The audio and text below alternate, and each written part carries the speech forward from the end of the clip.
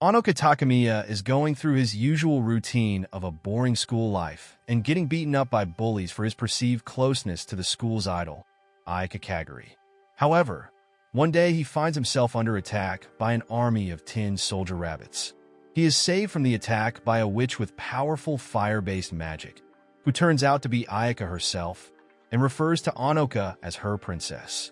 Onoka opens a classroom door to find Ayaka torturing 4 of the evil witches who transferred to their school. The leader of the group, Tempopo Kuraishi, claims that they want to get his white stuff. Suddenly, the 5th transfer student witch kidnaps Onoka, but does not get far before Ayaka blows them all away with her fire magic. Shortly after the incident, Onoka goes on a date around town with Ayaka, explaining the conflict between the tower and workshop witches. Then she brings him back to school to meet the chairwoman, her mother, and the leader of the workshop witches in the city, Kazan Kaguri. After another quick encounter with Tampopo's KMM gang, Ayaka begins training Onoka on how to use his own latent witch powers, including the ability to hide in plain sight and fly on a broomstick. After flying around the town, he uses his powers to intervene and save a little girl from bullies, until Onoka himself has to be rescued by Ayaka again. Later, as the two of them ride the school bus, they find themselves in the trap of a powerful tower witch named Crunwar Schwartz 6. She subdues Ayaka by injuring Onoka and using his latent powers of transferring all his damage to her, then gives him a candy that she predicts he will swallow in the future. Ayaka manages to wake up in time and force Crunwar to retreat, but Onoka keeps the candy. A powerful tower witch named Medusa is shown slowly cracking open her supposedly unbreakable prison. Elsewhere, Onoka's sister, Kasumi Takamiya, starts getting jealous of her brother spending more time away from home with Ayaka. While the KMM gang attempts another plan to kidnap Onoka by splitting him from Ayaka, Kasumi intervenes on her brother's behalf, using a giant teddy bear to fight the giant tin soldier rabbit that Tampopo summons to fight her. However, the bear grows so large that its attacks destroy a significant portion of the town, while leaving the people unharmed. Afterwards, Ayaka returns having quickly beaten the tower witches, promising to watch over Onoka 24/7. Ayaka comes home with Onoka to ask his mother if he can stay over at her house from now on. Despite her daughter's loud objections, Kamachi Takamiya agrees, revealing that she actually had an agreement with Kazan in the past that because they could not marry each other, their future children would be married to each other instead. Upon arriving at Ayaka's incredibly luxurious mansion, Ayaka and Onoka find themselves face-to-face with the escaped Medusa. Ayaka tries to fight her, but Medusa uses magic to turn her into stone. With no other options left, Onoka swallows the candy that Crunwar gave him before, drawing out the White Princess, Evermillion. Evermillion uses her power to beat back Medusa, which ends up destroying most of the mansion and a large part of the school as well, angering Kazan enough to call for a tower witch hunt. Evermillion then reveals that all Onoka had to do was kiss Ayaka with love to wake her up, which he does. Ayaka then uses her powers to defeat Medusa and the KMM gang again.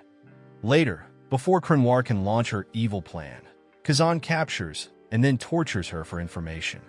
When Ayaka and Onoka arrive at school, the science teacher separates Onoka from Ayaka, using Clark's third law as an excuse. He warns Onoka that by using the candy, one of 5 seals has been broken, and if he reveals the information to anyone, Kazan might take drastic action. Later, Ayaka uses her semi-official princess position at the school to unilaterally replace the student council president with Onoka.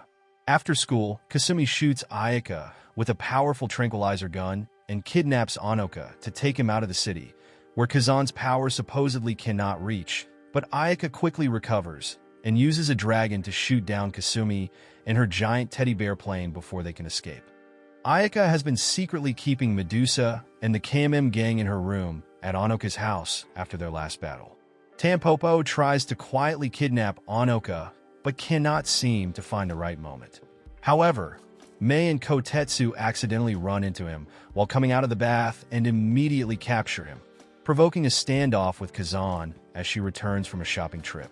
Ayaka aligns herself with the Tower Witches to protect Onoka and merges with Medusa to boost her power, but ends up losing anyway, as Kazan beats Anoka unconscious before sending both him and Ayaka to a dungeon.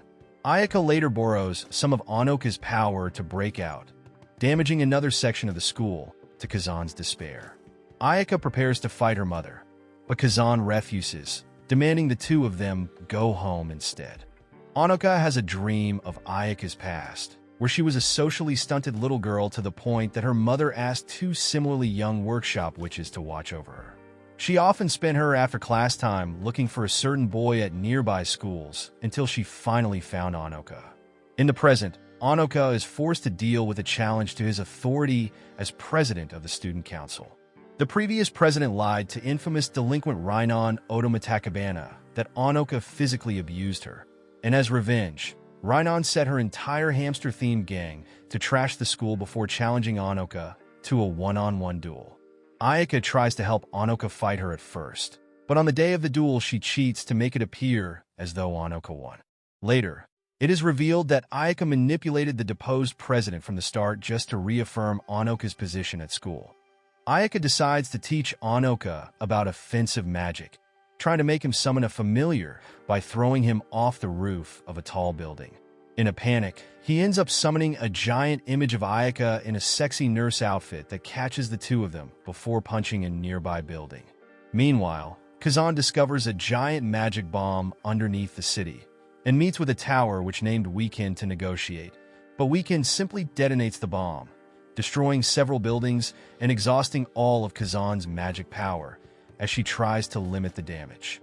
Ayaka and Anoka are escorted into a cell by other workshop witches for their safety, but a high-tech magic puppet created by Weekend finds them. Ayaka uses the puppet to blow up a section of the wall and break out, but Ayaka remarks that neither of them have their magic power.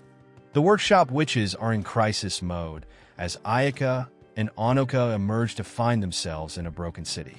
Without Kazan's powers, the workshop witches in the city are unable to use any magic and no outside help will arrive in time. To make matters worse, Weekend captures a group of workshop witches and straps magical bombs to them, demanding that they hand over Anoka in 30 minutes or she will detonate her hostages one by one. While Rainon and Atori try to defuse the situation, Ayaka takes Anoka down to the core of the city to renew the contract using Anoka's latent powers. At the very last second, Anoka completes the contract, allowing the workshop witches to rescue the hostages and capture Weekend.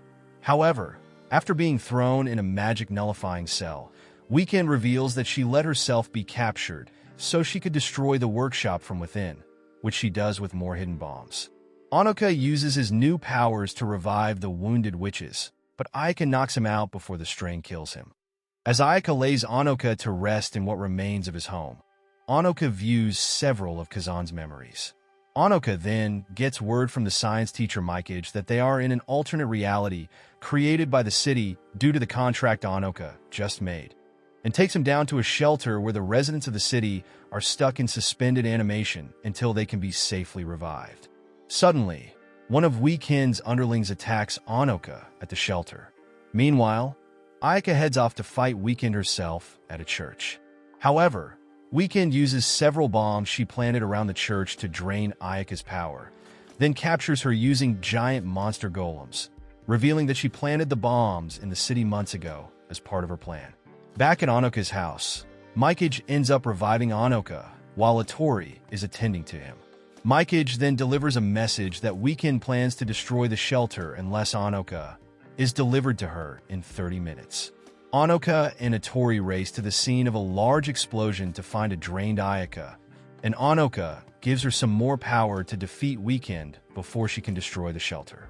However, Weekend reveals that she already set off her bomb. As Tampopo decides to carry Kasumi out from the wreckage, Weekend's bomb wipes out all the townspeople inside the shelter, including Mikage. Anoka desperately tries to save them, striking a bargain with Evermillion by sacrificing his life to save the town and everyone in it, but Ayaka decides to exchange her life for Anoka's at the last minute. All of the people and buildings in the city are restored as if nothing happened, including Weekend, who stabs Anoka with a knife. Weekend decides to have Anoka healed and acknowledges her defeat, shortly before running into Crenoir. In the restored church, Anoka, Atori and Mikage work on a way to bring Ayaka back to life, using some of Anoka's blood and a kiss. Miraculously, Ayaka regains consciousness. Meanwhile, Crenoir is shown impaling Weekend and most of her underlings on sharp poles when Kazan shows up. Kazan then demands Crenoir hand Weekend over for questioning, but Crenoir responds that Weekend is her dinner, and the two fight each other to settle the score. Later, an unconscious Anoka and Mikage visit Evermillion as she talks about the renewed contract that Anoka has formed with her, warning him about the consequences he will have to face if he tries a similar action in the future. As he wakes up, Ayaka greets him at the bedroom door. The two then walk to school when the reformed KMM gang threatens them en route. Even without her magic restored, Ayaka simply grabs Tampopo and Mei by their faces and squeezes them until the gang submits. After the events of the previous episode, Kasumi meets with a drunken Tampopo in a nearby bar and proposes an alliance to defeat Ayaka for supposedly stealing Anoka from her. After collecting some tower witches who were defeated by Ayaka in the past, Kasumi and Tampopo's new gang confront Ayaka in her room, only to be swiftly beaten by her strength alone. The next day, Kasumi watches an anime DVD with her friend Tanuma, but the more risque scenes from the show conflict with her ideas of what a romantic relationship with her brother would mean. Suddenly, Rhinon appears and carries both Kasumi and Tampopo to a site where a giant penguin is wreaking havoc on the town. Rhinon tells Kasumi to fight the penguin with her own giant teddy bear, and soon Kasumi and Tampopo find themselves in a tag team match against the giant penguin and one of Weekend's followers, all using enlarged familiars. Finally, Kasumi ends the fight by growing her teddy bear so large its head reaches the stratosphere, then smashes the penguin. After finding that the giant penguin was somehow spawned from a penguin idol her brother carved, she hides the evidence in her teddy bear and heads home.